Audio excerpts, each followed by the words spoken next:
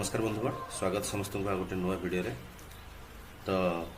Quickly topic start करवा Nagarjuna university और Andhra Kesari university first semester पिलांकर हॉल टिकेट इश्यू होता कौन तार कारण टिके भल भाव आज बुझा किए ये दायी बर्तमान से पिला माने एग्जाम दे पारिबे ना दे पारिबे नाही ता ऊपर डिटेल देखिबा संपूर्ण वीडियो देखंतु शेष पर्यंत जहाँफल कि गोटे क्लारिटी अपडेट आपन को मिल राइट। तो अनेक पिलांकर इश्यू घटी तार मेनली दुईटा रीजन बोली मु कहबी मेनली दुईटा रीजन बोली कहबी आमर गोटे अच्छी सादुल्ला हुसैन बीईडी कॉलेज जार गोटे ट्रस्ट अच्छी ता अंडर रे 6-7 बीईडी कॉलेज सब आछि तो तांकर मध्य सेठी बहुत पिला हमर मोर सब्सक्राइबर जो अच्छा पढ़ुचंती तो डाटा नंबर या जना पड़छि सडनली जना पड़छि जे एनसीटी कौन करिछि ना तांकर विड्रॉ कर देछि जो रेकग्नाइजेशन एनसीटी रेकग्नाइजेशन कौन कर विड्रॉ कर देछि ओके केबे 9 एप्रिल 2024 रे नोटिफाई करिछि national council of teacher education notify करिछि जे तार किछि गोटे इश्यू थिला ताकू वार्निंग दिया हितला तो फाइनली से माने कौन करछन्ती विड्रॉ कर दिछन्ती। ये नोटिस कहूछि जे बीएड कोर्स ओके वर्तमान विड्रॉ करनिया गली जहाँ फल कि एमाने फ्रेश एडमिशन करि परिबे नाही ओके जो माने पढ़ुचंती से माने कंटिन्यू करिवे ता माने जो माने 2024 पूर्वरु 2023-22 एमाने कंटिन्यू करिवे ओके किंतु नुआ माने करि परिबे नाही ओके। तो एई भली गोटे देई देला विड्रॉइंग लिखि देला क्लियर रेट लिखि देला जे विड्रॉ करूछे एनसीटी रेकग्नाइज ओके राइट। देखो Sadullah Hussain BEd college of education plot number 517 by A Mulakaluru village and post Nasarpet taluk city हूँ गुंटूर आंध्र प्रदेश राइट। तो सडनली किसी इश्यू कारण तांकर रेकग्नाइजेशन विड्रॉ हो गला जोटा कि कॉलेज भाभी बोझे नहीं आसो एग्जाम पूर्व आउ थे एनसीटी रेकग्नाइजेशन नहीं आसो आउ पिला माने एग्जाम दे पारे। तो जदि एनसीटी रेकग्नाइजेशन देलानी डेफिनेटली कौन हम जो यूनिवर्सिटी नागार्जुन यूनिवर्सिटी देखा ना नागार्जुन यूनिवर्सिटी अंडर रे से कॉलेज टी थिला और टेम्पररी एफिलिएशन चली ओके टेम्पररी एफिलिएशन रे चलता प्राय 2021 मसीह टेम्पररी एफिलिएशन रे चलता ओके गोटे गोटे वर्ष में टेम्पररी एफिलिएशन पिला की दौले राइट। तो से एफिलिएशन भी उठेला तो दुईटा कारण जो मानकर भी जो माने एग्जाम दे पारिन जो माने भी एग्जाम देन मु गोटे एजुकेशनल बोर्ड ट्रस्ट रो एग्जांपल नहीं बट जी भी दे पारिन यार दुईटा कारण नंबर 1 सडनली कौन प्रकार कारण लगी एनसीटी रेकग्नाइजेशन उठे नहीं जदि एनसीटी उठे नब डेफिनेटली यूनिवर्सिटी एफिलिएशन काटिदेव कि एनसीटी रेकग्नाइजेशन अच्छी आपणकर यूनिवर्सिटी एफिलिएशन काटी तो प्रथम चांसटा अधिक एनसीटी रेकग्नाइजेशन विथड्र होती कौन कारणवशत मिल पुणी एगेन मिल बट यही वर्ष जो 2023-25 पिला जो मैंने एडमिशन करथिलो से मानक एडमिशन हो पारिला नाही ताले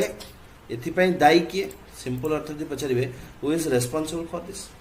डेफिनेटली आपन को एजेंट आपन को कॉलेज जो कॉलेज क्लारिटी नाही एनसीटी रेकग्निशन अच्छी किसी एजेंट ओडिसा रे जे आपन को नै कि एग्जाम करौची वेरीफाई करिनी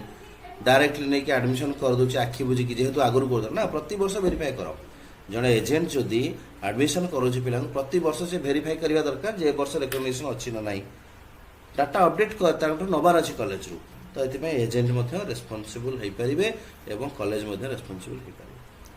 ताले ये जो पिला माने वर्तमान एडमिशन माने वंचित हेले एजेंट कहले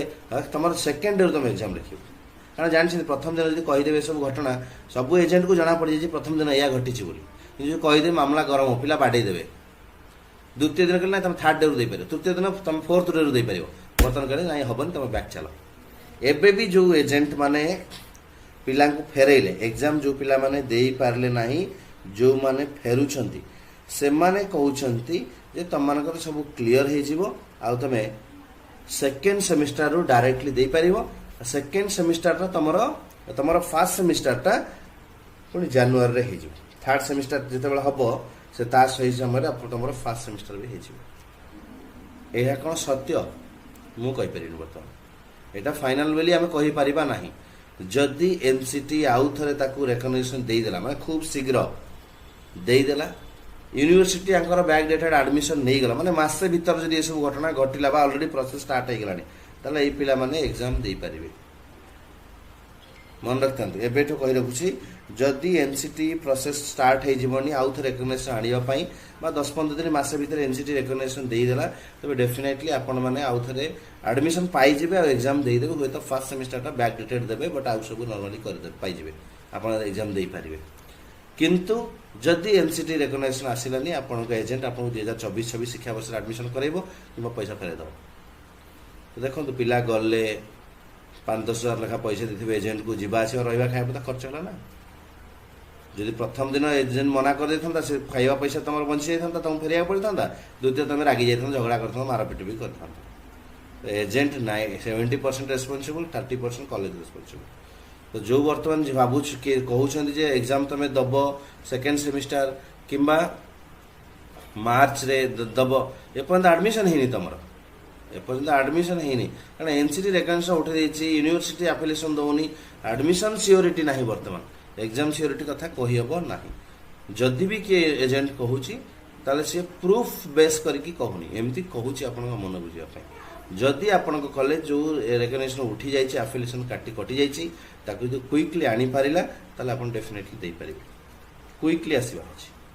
तो फर्दर अपडेट आपण एजेंट दे पारिबो एजेंट कहतु सत कथा कह भाई मिछ किछि कहना लुचा ना किछि सत कथा जदि से कहला आपको आहुरी क्लारिटी मिल जाए मत जदि किछि फर्दर अपडेट मिलिबो तबे डेफिनेटली मु जणाइबी एमती अनेक एजुकेशनल इंस्टीट्यूशन अच्छी मु सादुल्ला हुसैन बीडी कॉलेज कथा कहली किंतु आहुरी किछि बीडी कॉलेज भी अच्छी बा किछि अच्छी ना शिक्षा समिति अच्छी गोटे गोटे ग्रुप 4-5टा कॉलेज अच्छी ग्रुप ऑफ कॉलेजेस से मानकर भी से इश्यू घटी पाखापाखि 400-500 पिलांकर इश्यू होइछि राइट दुईटा कारण एनसीटी रेकग्नाइजेशन विड्रॉ होइछि किंबा एफिलिएशन टेम्पररी कटि जाइछि तो प्रथम रीजन टा बहुत चांस अछि 80% चांस इन माने एनसीटी रेकग्नाइजेशन जाइछि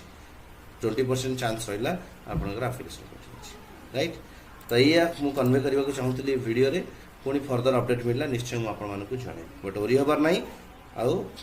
जदि मिस जाइछि गोटे वर्ष बर्बाद हेजिबो आउ अधिक किछि हबो नाही परवर्ती वर्ष मध्ये आपण एडमिशन पाइ परिबे पुणी देखाबो नवा वीडियो रे हैप्पी लर्निंग।